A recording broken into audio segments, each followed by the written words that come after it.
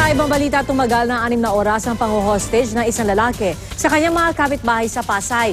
5 menor de edad ang kabilang sa mga biktima. Saksi si John Consulta. Sumuko ka na, marami kang matutulungan Kuya Pong.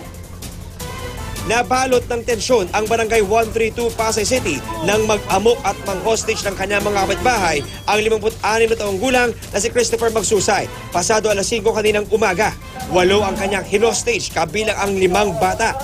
So umpisa pa lang, nakipagbarilan na si Magsusay sa mga responding police Pasay. Natamaan daw ng ilaw, ng emergency light ng kapatid ni Junel. Siya. Okay, siguro nagalit. Alam niyo po ba na may baril po siya talaga? Hindi ko rin alam, pero lagi siya may bag na dala. Hindi niyo po alam na may baril siya? Opo. Kanya-kanya ng pwesto ang Pasay SWAT at polis. Responde rin ang Makati Police.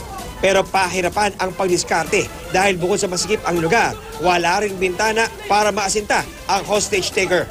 Kuya Pong, wala, hindi ka mapapahamak. Lumabas ka lang na walang armas, nakatasang kamay.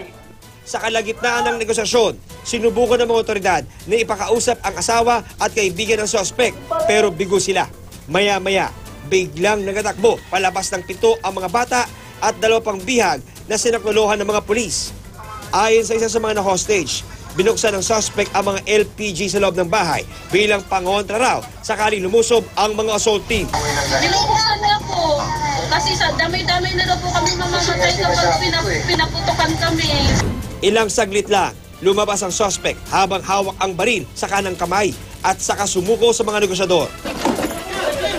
Inabot ng 6 na oras ang hostage taking. Agad itinakbo sa ambulansya ang sugatang suspect. Dahil sa tinamong dapli sa ulo, dulot ng pakikipagbarilan sa mga otoridad. Pati yung kalipin partner, hindi alam eh. Basta mainit daw yung ulo. So, malalaman pa natin siguro.